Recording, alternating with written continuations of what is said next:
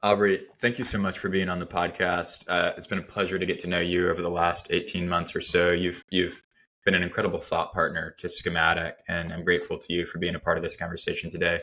You've been an engineer, you've been an engineering leader, you've worked for some amazing companies like Blue Bottle, Mailchimp, Brightwell, Stitch Fix, Calendly, and you're currently the CTO at a startup called Workful. Tell us how you got to now. How did we get here? What's your professional journey in your words? Yeah, yeah, really excited to be here. It's been really cool to see what you've done with Schematic and kind of watch it grow. I started in engineering at Georgia Tech. I'm from Georgia. I've always kind of lived here. After school, got into a consulting company, Big Nerd Ranch, here in Atlanta, and got to see some different startups and really enjoyed working with small companies and building out products, trying to take it to market. And so got a lot of exposure there. And then worked in different startups and scale ups around Atlanta and some other places. But I've been lucky in my career that I've gotten to move around a fair amount and see kind of different practices in different companies. And I think that was always one thing that was cool about the Atlanta tech scene was there were just a lot of different companies, but you generally knew someone at each one and you could talk to them about how they were building the things. And so got a lot of cool contacts and experience of just hearing how different companies grew and the practices that they had. I got into engineering leadership, really enjoyed coaching and working with teams and kind of scaling out impact that way. Worked through Calendly, managed their kind of billing and monetization and growth program there. And then for the last few years have worked with a much smaller company, Workful, who I've been the CTO of and kind of helping get their product and engineering all managed. It's a great story, and I want to go deep on a lot of what you've learned around monetization and billing. But before we go there, so you were at Calendly for roughly 3 years, 4 years, and then you joined Workful. What led to you wanting to go from a company like Calendly, which I imagine at the time was several hundred people, to really early stage again? Yeah, so I think two big things. First, I've always enjoyed working in the earlier stages of companies. I have been lucky to watch a couple different companies grow really quickly. So Mailchimp, while I was there, went from I think 200 to 700 employees, like was growing really quickly. Calendly was going through a similar phase, and that time is a lot of fun. But I've always just kind of enjoyed the atmosphere of working in smaller companies, getting to wear different hats, knowing everyone pretty closely. So there was that partially, and then there was also kind of a personal thing of moving home to Augusta.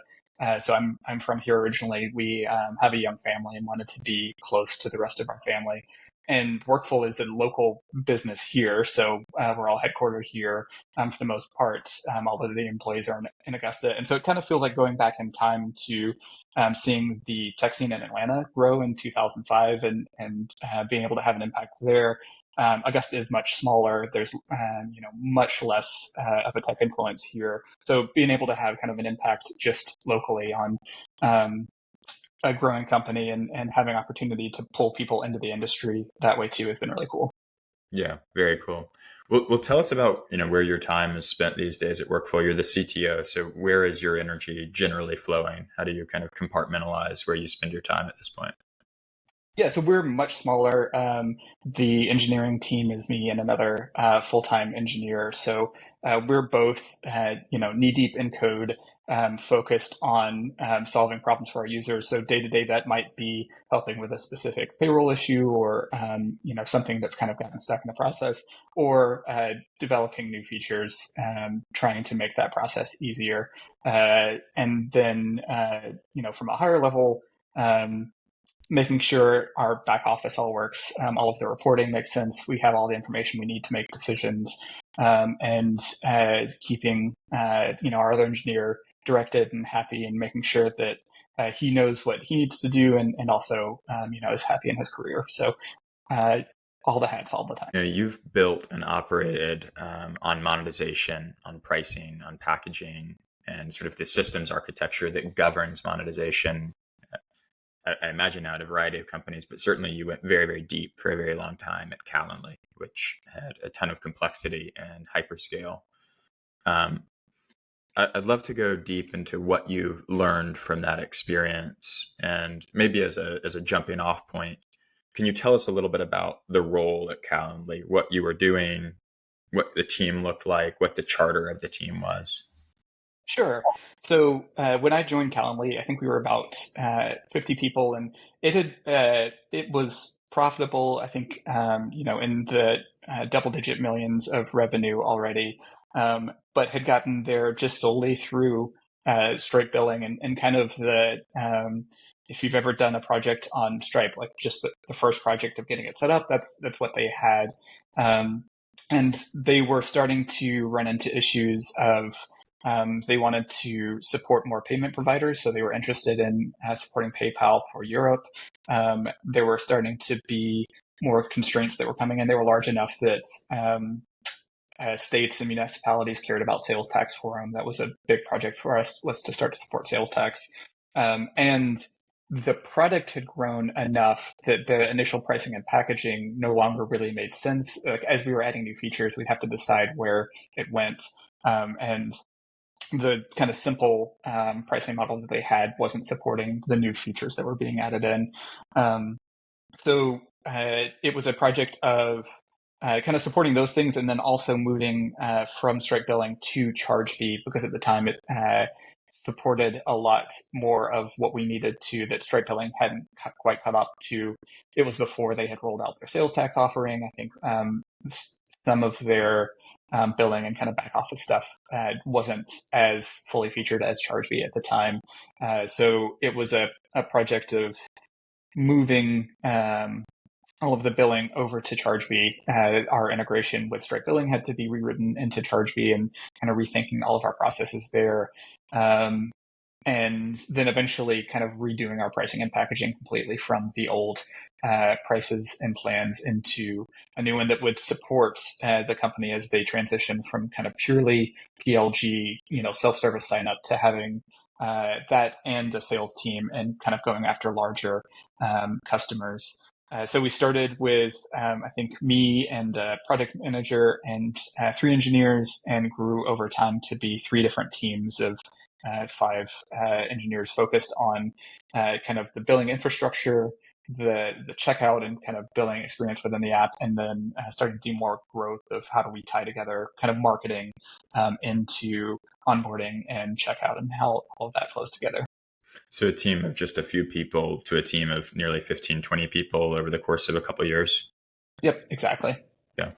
I mean, I think one of the things that's so interesting about that story is it feels like the story of companies that are successful, in that you often start with a simple product with simple pricing and packaging. And then over time, if you're successful, life gets more complicated because you launch more products, you layer on new go-to-market motions, and you might even evolve like the billing model, and layer on kind of different ways to bill customers.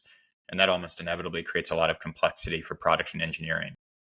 Do one thing that I've kind of been asking myself a lot over the last year is there a pattern or a standard for product and engineering leaders to turn to in the context of that complexity? Or are product and engineering leaders largely having to figure it out themselves and reinvent the wheel? I think that in most companies that I've been at, it's been figuring it out ourselves, but we end up kind of coming to a similar conclusion. So a lot of the pain with these transitions are the design of billing integrations for most of these SaaS companies are really, really simple, and aren't expecting, or they aren't too flexible in how they can change. So I think at Workful, we've adopted kind of a legacy system where the state of the organization is tied directly to, are they subscribed or are they not? And that's really simple to build out. And I think as a starting place, it makes sense for most people. But when you get to, okay, now we've got a second plan, or we want to introduce an add-on, it's really hard to figure out how to evolve that into a new thing. And then you're stuck with these conversations of, yes, we would love to have the add-on for extra support SLA, but we're going to have to redo our entire billing system for that. And so the prioritization becomes really tough because you've got all of this baggage of redoing your full billing system whenever you're just trying to add a feature. So you either figure out really kind of hacky solutions of, oh, well, we'll just have the support team invoice them the extra amount. And then you've got all the kind of organizational complexity and debt that comes along with that. Or you just don't do those things that would help your customers and help you bring on more revenue because you've got this debt of we have this inflexible billing system. So I think realizing that doing as much as you can earlier to get engineering out of being a bottleneck for price changes or packaging changes, you're inevitably going to get to that point. Like as a SaaS company who's charging a subscription, your users expect you to add more functionality as time goes on. You're going to want to charge for that. And so if you're successful as a company, you will inevitably need to change your pricing and packaging. So you need to realize that from the start, because otherwise you have this drag all the time of we have to redo our billing system. And just talking through, the cost associated with that. Yeah, the one thing that we know is true is you're going to change pricing and packaging if you're successful. Like we may not know anything else, but we know that. So yep, exactly. So maybe if we can I want to see if we can kind of help paint a picture for other product and engineering leaders about like what typical B2B SaaS monetization architecture often ends up looking like. And then see if we could paint a picture of, well, what would more flexible look like? And maybe we could kind of think about, how we might articulate different services that make up a more flexible architecture. Before we do that, maybe could you just explain for a minute, you said a lot of the complexity comes down to the way we've integrated with billing systems early on and, debt, we incurred debt over time based on that initial implementation. What is the relationship between the actual product and application code and the billing system typically early on based on what you've seen? Yeah, so I think early on, a simple but kind of inflexible pattern is having your application know kind of the billing state of the customer. So having, in the simplest case, just a field on the organization or the user that says, in trial, subscribed or canceled, and then making decisions based off of that. So it's coupled really closely with kind of the state of the billing system. And that causes issues when you go to change things. But even early on, it causes issues of, if you have, I feel like early on, there's always the special case customer of like, nobody else gets invoiced, but you have, customer ABC that is going to pay you by wire 2 weeks after the fact, and you need to handle that case. In that architecture of having it, the user state be coupled directly to billing, it's hard to handle that. You end up having to do a bunch of like manual support things, or having a developer change values in the database to make that work.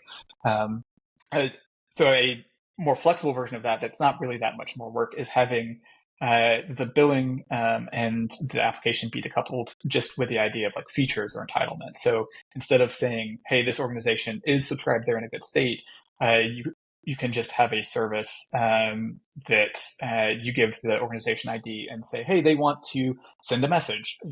Have they paid for that feature, or are they allowed to? Or that logic's kind of abstracted away. So you just have organization ID, name of the feature, and then true or false. Your application then can decide, do we show different things in the UI? Do we have different API endpoints available? Whatever it is, based off of that. But it's not tied directly to billing cycles or any of the kind of complexity there. That all can kind of get abstracted away, either into a separate service or into something like straight billing or something else. So having that idea of feature entitlements, like what are they allowed to do, lets you change over time. Like, hey, these 5 features are being added into that plan, so now suddenly they get access to it. You're not changing any code in the application. It's just the response that comes back from that one service. So that makes things much more flexible. Even in those cases where you're having to do one-off things, you're hiding that behind that kind of feature service. So just to play it back, early on, many companies make the mistake of effectively hard coding business logic from the billing system into their application code. Typically, what this kind of looks like is they're basically hard coding an entitlement into the application and tying it very closely to an ID in the billing system, right? Yep, exactly. And what you have learned is that often creates a bunch of challenges over time to kind of support flexibility. And you could avoid that if you simply just built an entitlement service that sat between your application and the billing system and decoupled the business logic from the code. Yeah, and for a very early stage startup, that might mean that there's manual invoicing going on behind the scenes, and you're just flipping the switches per user of what they're allowed to do. But that still gives you a lot of flexibility there as to changing really quickly your pricing model and being able to iterate on it. And then down the road, it opens the door to the pricing and packaging that's inevitably going to change because of your growth. What is just because we're on this track for a second, we're talking about entitlements. How prevalent do you think this term entitlements is? Do developers kind of understand what entitlements are intuitively, or are there other terms that people use, like permissioning? How do you think about that? I think so. Entitlements isn't really going to be a common term with most developers unless they've worked really closely on billing systems. I'd be surprised for them to kind of jump to that term. But feature flagging is a pretty common idea, kind of app development. Just the idea of having a true or false flag that you can turn on for a user to say if they have access to something or not. So yeah, that concept is more prevalent, but more used in the kind of process of rolling out new features.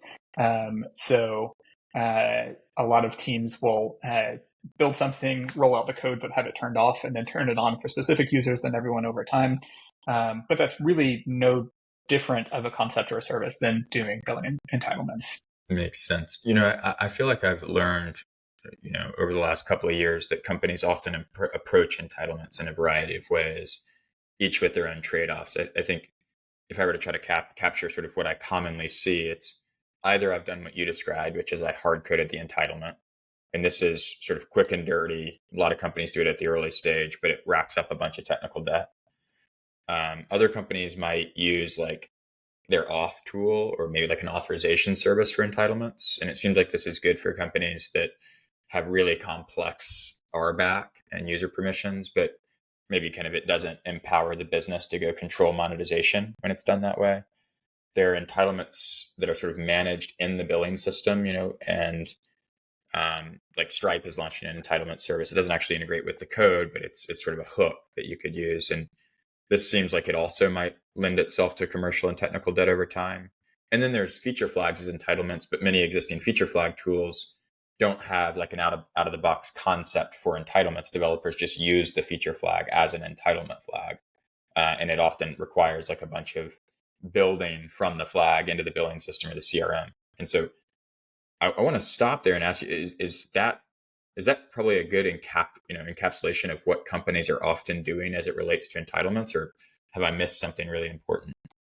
No, I think that is. I think the authorization one is a good one to bring up because it feels a lot like authorization is something the user is allowed to do, but a lot of times it's kind of organization level authorization. So if you have kind of a setup where you have a customer with multiple seats, authorization a lot of times will deal with this user is an admin, this user is a viewer. So, for this document, what are they allowed to do? And the billing entitlements don't always work so well in that pattern because you're really thinking about the organization there. So it gets really odd to try and design those in a lot of the common like authorization languages that you use. So it ends up being kind of a hack there if you do it. With feature flags, you end up having to hack together some way to keep the state correct between the billing service and your feature flag system, or you're just completely tying together your app and the billing service, which doesn't work. Yeah, interesting. So let's go back to systems architecture. So in in your standard B2B enterprise software company that has, achieved product market fit, they're doing 10, 20, $70 million of ARR. What do you presume to be the key systems that are governing and or operating on monetization and pricing and packaging? Yeah. So I think you'll have the application, some type of entitlement service to kind of drive what are they allowed to do based off of the billing. And then usually externally, but sometimes internally, some kind of billing service. So the thing that looks at the state of the user's account and decides when to charge them and kind of reflects out, hey, they're delinquent or they've canceled. There's some kind of UI associated with that. So checkout is the common one, but also the ability to upgrade, downgrade, add users. Having that be kind of separate from the main application can be valuable because you're not having to spend engineering, like application engineer time on those things. And then there's kind of the back office tooling as well. So support will need to be able to do refunds, discounts, all of that. They'll need to be able to affect the states of the billing service, and then all of the reporting that's needed. So a way to kind of dump data out of the billing service and either tie that into other reports or just use that to understand kind of the basic accounting needs of a business. What's the role of the CRM or some of the sales stack in this architecture? So it depends on the business. At that stage, even if they say they're fully PLG, they'll have some kind of sales team and care about that. So being able to make sure that data is consistent between the billing service and the CRM is really important. And then kind of the more sophisticated your sales team is, or the more reliant you are on sales, the more integrated your billing and CRM will be. So for a fully sales-led product, you kind of expect to be able to build a quote out in the CRM and then push it to the billing system. So that means there's kind of syncing between the product catalog between those two services. Yeah, and then tying together, the reflecting back the billing state into the CRM to be able to say, hey, these are the companies or customers that you have that are in good standing. These have gone delinquent and you need to reach out, or however that is, that data gets reflected back in there as well. Yeah. That's super interesting. And I think like one of the things that I've started to try to like create as a mental model is, hey, I mean, let's say you're a $50 million company. You probably have product-led growth. You probably have a direct sales group. Maybe you've got channel, who knows? But, as it relates to what are the systems operating on pricing and packaging, what I think I'm often seeing is you've got sort of the sales source of truth, which is either the CRM or some CPQ product. And usually the CPQ is like Salesforce CPQ. So it's like really your CRM. And then you've got your billing system. And people talk about billing in a variety of ways, but like I think that there are kind of two ideas here. One is you've got subscription management and you've got invoicing. And then you've got your application. And so many companies just have a bunch of homegrown glue code between these systems, which contribute to the commercial debt. And so maybe the exercise I'd like to see if you and I could explore is if we were to come up with a set of services that, were they to exist in an engineering org, engineering could kind of fully liberate themselves from having to support this problem. What would those services be? And you've already mentioned entitlements. You've already mentioned the idea of a product catalog. Can you talk about the services that you think are really important? And maybe you could kind of tell us that through the story of Calendly. Like, where were you when you began? What services were there, were not there? Where were you when you ended? What services were there and had become really crucial? Yeah, I think from the application standpoint, the two things that you want are the entitlement service, so being able to see what the user is allowed to do based on their billing state, and then kind of the subscription management component of it. So being able to have a link for them to go to check out, or something to embed into your site for subscription management. Sorry. No. And maybe just to kind of riff, right? Like we've been thinking about this hard because so many times I've run into CTOs who say, I feel like I'm reinventing the wheel and there's no like architectural pattern to turn to. And so it's the question that's like most interesting to me right now is, well, if you were to create a pattern, what would that pattern consist of? Is it an entitlement service, a subscription service? Do you have to have other services like metering or like a product catalog or flags or like some centralized, kind of customer state or company profile?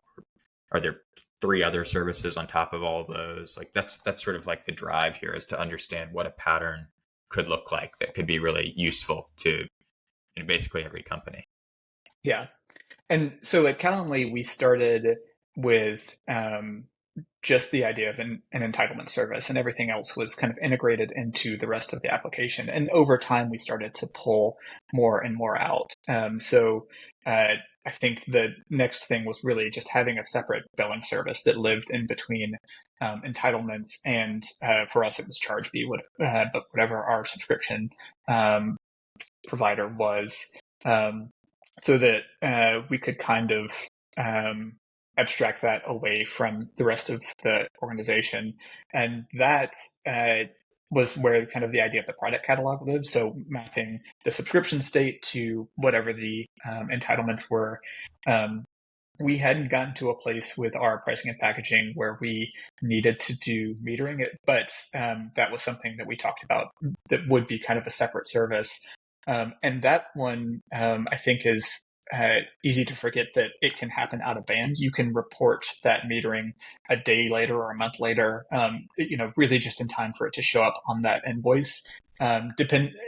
Assuming you don't need to be too strict with your enforcement of it. So, if someone goes over your quota, if you're okay with them not getting turned off for a little while, that can be something that happens out of band and is totally abstracted away from the rest of the application.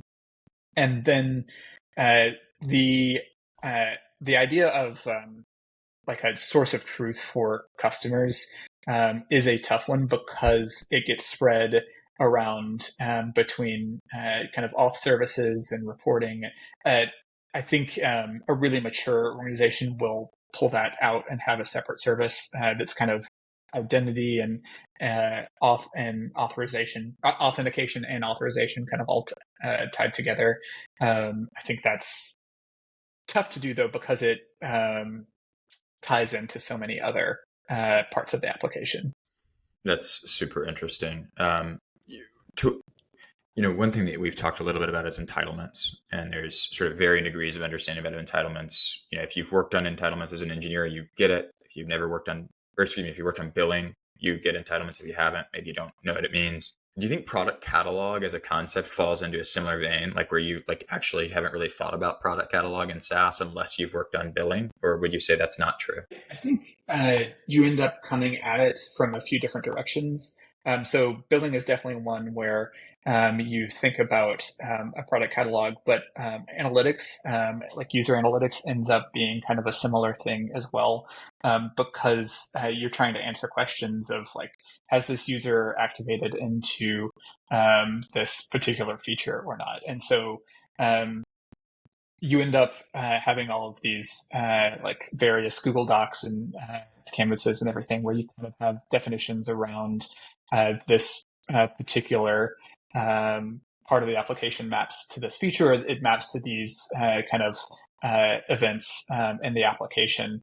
And eventually you have to kind of standardize in that across the application. So it's something where you kind of come at it from different angles, and being really strict and organized about it from the start can be really, really helpful. But most places don't start from there. You kind of fumble your way into having a more defined sense of that. Yeah, it's super interesting. I've talked to other entrepreneurs who are thinking a lot about this space who have, I think, concluded that the root cause of all of the complexity around monetization is multiple product catalogs living in multiple sources of truth. The idea that there is a product catalog in the CRM or the CPQ, there's a product catalog in the billing system, and there may be even a product catalog or some sort of version of a product catalog in the application. And I'm curious to know your reaction to that argument compared to the argument that much of the complexity stems back to what you cited earlier, which is the way you deal with entitlements early on, the degree to which you couple business logic in your application. If you took those two arguments side by side and compared them as their contribution to complexity around monetization, how would you compare and contrast? I think the product catalog issue is probably more of a kind of a root cause, and the entitlements can be kind of a symptom of that. Because ultimately, with entitlements, the things you're asking whether or not the user is entitled to are the items in that product catalog in a perfect world. So if you don't have that idea of like an entitlement service in your application, you're just you've got that logic somewhere else of these are the behaviors allowed based off of the state of the subscription. So if that's true, if that is the root cause that gets a lot of companies into very expensive problems, and let's see if we could do two things. People get into these problems that they call tech debt or commercial debt or billing debt. Like, can we define that and put a little bit of like parameters around that? Like, what does that mean and why is it a problem? And then I want to talk about the product catalog if that is the root source of the complexity. Yeah, I think ultimately what people mean when they're talking about technical debt is opportunity cost for the business that's incurred by needed engineering work. So having engineers be the bottleneck for opportunities. So, if it takes your engineers 6 months to do a price change, that's a big opportunity cost for you. And that's kind of what that technical debt is. So with the lack of kind of having a product catalog, that a lot of times that'll come out as we've introduced this new feature. We want to figure out how to monetize it. Now there's 5 different systems that kind of act as an authority on this. So we have to go and do the work 5 different times, as opposed to, having it in one central place that they all rely on. And then you're not making decisions based off of what's best for your users. It's is it worth the cost of doing this 5 different times, which is a lot of times is going to make you move a lot more slowly, not just because the work takes longer, but because you're having to make such a stronger case of, hey, we need to take our engineers that are a very limited resource and focus them on this problem for the next 3 months, when they could be building other things. Okay, that's a terrific definition. I think we've established the parameters around it. Now, what is let's try to define product catalog. If multiple product catalogs living in different places becomes the root cause of the debt, what is a product catalog? How should an engineering leader think about it? And is the way an engineering leader should think about it the same as the way maybe a product leader or a CEO should think about it? They're definitely related, but from a technical standpoint, it's a list of things that the user is allowed to do. So things that should be turned on or off in the application, and almost kind of a flag for that. From a business standpoint, it's more related to like jobs that need to be done for the user. What are they paying for? What's the value they get out of it? Is your application being tailored to the customer specifically and what they need? And does it line up with the value proposition for your subscription? But they're interrelated in that, what the application is actually doing needs to line up with that idea of what the user needs. So today, many companies will effectively house their product catalog in their CRM. For instance, if many companies will use the concept in Salesforce of like products and price books. It's effectively a product catalog, but they'll also end up housing their product catalog in their billing tool or their subscription management tool. How does this problem get solved if you've already got 2 distinct product catalogs, one in the source of truth for the CRO, one in the source of truth for the CFO? And we haven't even touched product yet. Yeah, so either having a common definition or choosing one of those as kind of the authority and pushing pushing it into the other system would solve that issue. I think an interesting thing here is that can change over time. So, a product will change names or change price over time. You can't just have reporting on like the current state. It needs to be, they had this product this month and it was at this price, and then the next month it was a different price, and so that all needs to be reflected together. So the product catalog will change over time. Is I guess the point that I'm trying to make. Yeah, it's like is a good way to define it, or another way to define it that you would agree with. It's like a unified policy file, and it describes all the products, all the entitlements, and that's kind of what it does. Yeah, I think so, and kind of with the time component of like Right. they had purchased this product this month, so this is the price they pay, and this is what they're allowed to do based off Yeah. of it. Yeah. So if we were trying to wrap some of this up for listeners, I think we've talked about entitlements in a fair amount of depth. We've talked about product catalogs. What's the advice that you would give to product and engineering leaders who maybe they're starting out and they're early stage software companies, maybe they're starting to become scale ups and they're starting to really run into the commercial debt and the technical debt? What would you say to these folks as mistakes to avoid, best practices to try to implement? I think one of the important things to avoid is just feeling like your product is different. For the most part, with SaaS applications, there's very few cases where you're going to want to do something with billing that's different than most other companies. So it's definitely a case where it makes sense to buy as opposed to building something, just because it's so common, and the cost of keeping up a bespoke system is so high because of the opportunity cost that it causes. And then the other thing is to not build in flexibility from the start. So if you're successful, which you want to be, you're going to get to a place where these things need to change. And engineers don't want to work on billing code. They want to work on cool features for their users. So as much as you can do to set yourself up in the future to not have to spend engineering time on those changes in the future, that's really valuable. It's great. And Aubrey, this has been such a sort of masterclass and kind of talking about what companies can take away from some of the experiences that you've had. So I'm grateful. One question that I like to always end with is to get a sense of what you're curious about over the next 10 years. So when you zoom out and when you think about building software or building businesses, what are the big changes in the world that have really ignited a lot of your own interest and curiosity? Yeah, I think one thing that kind of seen from jumping around different companies is it's interesting to see employees come from other places and kind of cross-pollinate those ideas. So being able to see patterns that one company used that, it's not really competitive advantage. It's just smart best practices to do things that are common between the two companies.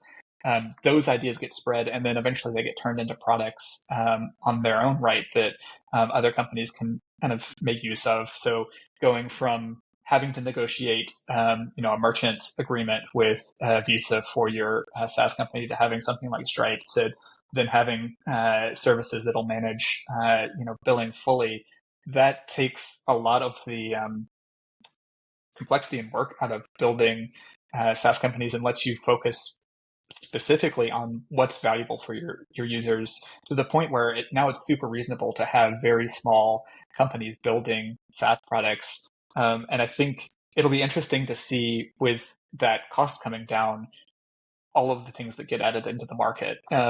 Just more people thinking about how to do cool things for their users and add value.